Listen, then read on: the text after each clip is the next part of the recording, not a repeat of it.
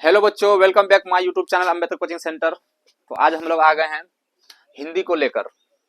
Class 10 का हिंदी आज हम लोग शुरू करेंगे, पहला चैप्टर। ठीक है, सबसे पहले थ्योरी पढ़ेंगे, फिर इसका क्वेश्चन आंसर पढ़ेंगे। तो पहला चैप्टर कम से कम 3 दिन तक क्लास होगा। ठीक है, तो आप लोग बने रहिए अच्छा से। इसका एक पहले सबसे अच्छा से पढ़ाएंगे, फिर उसका क्वेश्चन आंसर करवाएंगे। ठीक, तो चलिए पहला चैप्टर क्या है हिंदी का? श्रम विभाजन और जाति प्रथा। क्या है? श्रम विभाजन और जाति प्रथा। ठीक, अब इसमें लेखक कौन है? ध्यान दीजिए, लेखक इसका नाम है भीमराव अंबेडकर। लेखक कौन है श्रम विभाजन जाति प्रथा का? भीमराव अंबेडकर। तो आपका पहला ऑब्जेक्टिव सवाल यहां से बनता है, श्रम विभाजन जाति प्रथा का लेखक कौन है? हम बीच में क्लियर करते जाएंगे कौन कौन सवाल कहां से आएगा आता है। ठीक है ना, ध्यान दीजिए।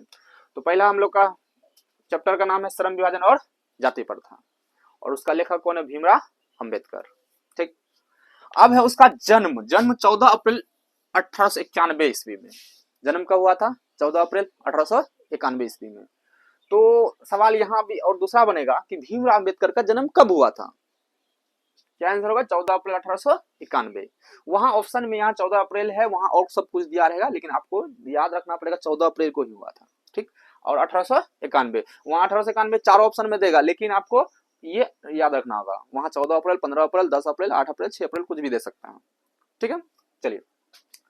तो हम लोग का लेखक किसका हो गया? श्रम विभाजन जाति प्रथा का भीमराव अंबेडकर, और उसका जन्म हो गया 14 अप्रैल 1891 ईस्वी में। महू, ये जो है मध्य प्रदेश के महू में हुआ था। मध्य प्रदेश के महू में। सवाल अब यहाँ भी खड़ा होता है कि भीमराव अंबेडकर का जन्म किस राज्य में हुआ था? तो मध्य प्रदेश में। कहाँ में? मध्य प्रदेश में। मध्य प्रदेश के कहाँ पर? तो महू में। मध्य प्रदेश के महू में हुआ था। ठीक है, आगे देखिए। उच्च शिक्षा के लिए न्यूयॉर्क, अमेरिका, फिर वहां से लंदन गए। भीमराव अंबेडकर उच्च शिक्षा के लिए न्यूयॉर्क, फिर अमेरिका, फिर वहां से लंदन गए।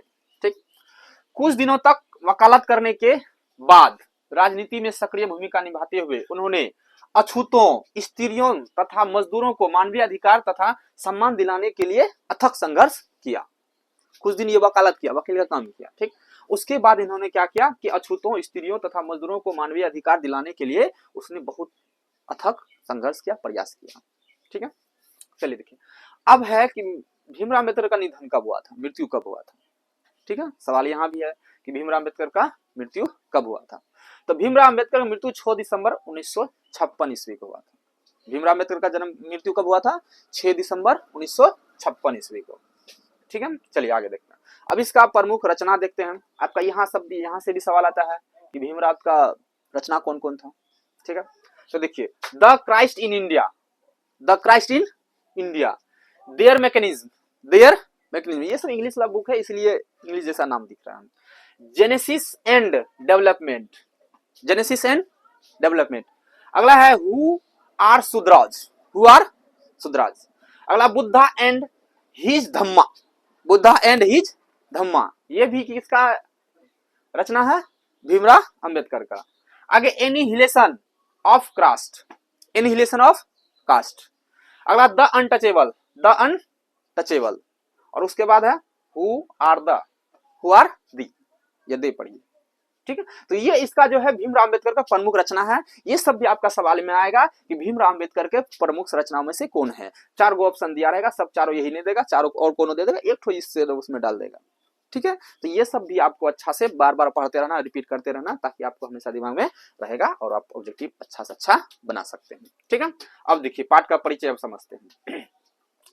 पाठ परिचय में क्या है? प्रस्तुत पाठ श्रम विभाजन और जाति प्रथा, लेखक के विख्यात भाषण एनिहिलेशन। ये जो है भाषण है, ये क्या है? भाषण। एनिहिलेशन ऑफ कास्ट का अंश है। एनिहिलेशन ऑफ कास्ट का ये क्या है? अंश है। ये जो इसमें बताया गया है, ये एनिहिलेशन ऑफ कास्ट का क्या है? एक अंश है भाषण के बारे में। ठीक, इस आलेख के माध्यम से लोगों में मानवीयता, सामाजिक सद्भावना, समरसता जैसे मानवीय गुणों का विकास करने का प्रयत्न किया गया है। ठीक है, चलिए अब पाठ का सारांश देखिए। पूरा पाठ तो नहीं लेके आए हैं इसमें, लेकिन पाठ का सारांश जो जो उसमें जरूरी चीज है वो चीज हम लाके इसमें लाते हैं। ठीक, पढ़िए। प्रस्तुत पाठ श्रम विभाजन जाति प्रथा में लेखक ने जातीय आधार पर की जाने वाली असमानता के विरुद्ध अपना विचार प्रकट किया है। जातीय के विरुद्ध, जाति के अनुसार जो है अपना अपना चीज आधार के अनुसार उसमें बांट देता है असमानता के बारे में। ठीक है, उसके बारे में ये अपना यहाँ विचार प्रकट किया। लेखक का कहना है कि आज के परिवेश में भी कुछ लोग जातिवाद के कटु समर्थक हैं। आज के परिवेश में भी कुछ लोग क्या है, जातिवाद के कटु समर्थक हैं। उनके अनुसार कार्य कुशलता के लिए श्रम विभाजन आवश्यक है। उनके अनुसार कार्य कुशलता के लिए श्रम विभाजन आवश्यक है, क्योंकि जाति प्रथा श्रम विभाजन का ही दूसरा रूप है। क्योंकि जाति प्रथा है श्रम विभाजन का ही दूसरा रूप है। लेकिन लेखक की आपत्ति है कि जातिवाद श्रम विभाजन के साथ साथ श्रमिक विभाजन का रूप लिए हुए हैं।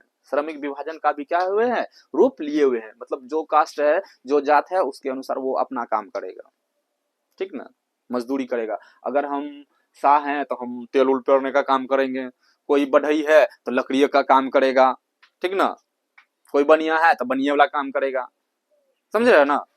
तो क्या है कि श्रमिक विभाजन का भी रूप लिए हुए है जाति प्रथा के अनुसार, ठीक है। आगे देखिए, श्रम विभाजन किसी भी सभ्य समाज के लिए आवश्यक है। श्रम विभाजन किसी भी सभ्य समाज के लिए आवश्यक है, परंतु भारत की जाति प्रथा श्रमिकों का अस्वाभाविक विभाजन करती है और इन विभिन्न वर्गों का एक दूसरे की अपेक्षा उच्च नीच भी करार देती है, कि वो छोटा है वो बड़ा है, ठीक। जाति प्रथा को यदि हम श्रम विभाजन मान लिया जाए तो यह स्वाभाविक नहीं है, क्योंकि यह मनुष्य की रुचि पर आधारित नहीं है। इसलिए सक्षम समाज का कर्तव्य है कि वह व्यक्तियों को अपने रुचि या क्षमता के अनुसार पेशा अथवा कार्य चुनने का योग्य बनाए। क्षमता के अनुसार, अगर हम आईएएस बनने के लिए हैं तो हम आईएएस बन सकते।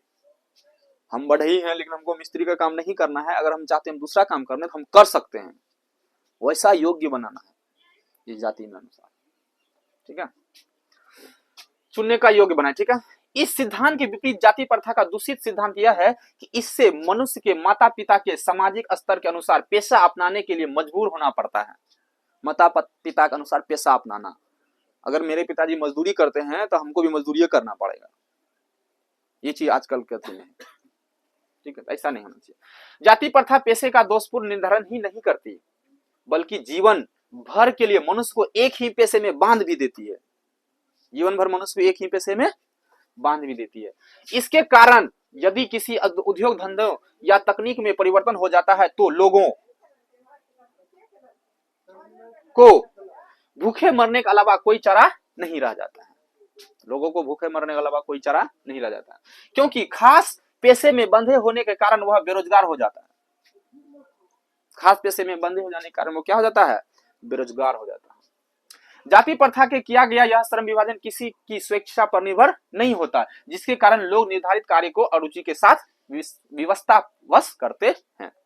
अब जिस काम में हमको मन नहीं लगेगा तो उसको ढंग से हम करेंगे, जिसमें हमको ढंग से पैसा ही नहीं आएगा तो बोलो तो, जिसमें हम अच्छा कमा ही नहीं पाएंगे तो हम अच्छा से उसको काम कर नहीं पाएंगे। हम उस काम में मन लगा पाएंगे, हम कभी नहीं लगा पाएंगे, ठीक है। तो इस प्रकार जाति प्रथा व्यक्ति की स्वाभाविक प्रेरणा, रुचि व आत्मशक्ति को दबाकर उन्हें स्वाभाविक नियमों में जकड़कर निष्क्रिय बना देती है। निष्क्रिय, पूरा समझो कि निकम्मा जैसा। समाज के रचनात्मक पहलू पर विचार करते हुए लेखक कहते हैं कि आदर्श समाज वह है जिसमें स्वतंत्रता, समता, भातृत्व को महत्व दिया जा रहा हो। ये भीमराव अंबेडकर का श्रम विभाजन जाति प्रथा का पूरा आपका सारांश था, ठीक है। चैप्टर आप लोग तो किताब में घर में पढ़ लीजिए एकदम शुरू से अंत तक हिंदी का। चलिए अब हम इसका क्वेश्चन आंसर पे आते हैं, ठीक। अभ्यास बिन के उत्तर, ये लघु उत्तरीय प्रश्न होगा, ठीक है। 20 से 30 शब्दों में लिखना है।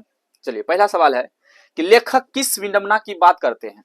विडंबना का स्वरूप क्या है। रोको इसको।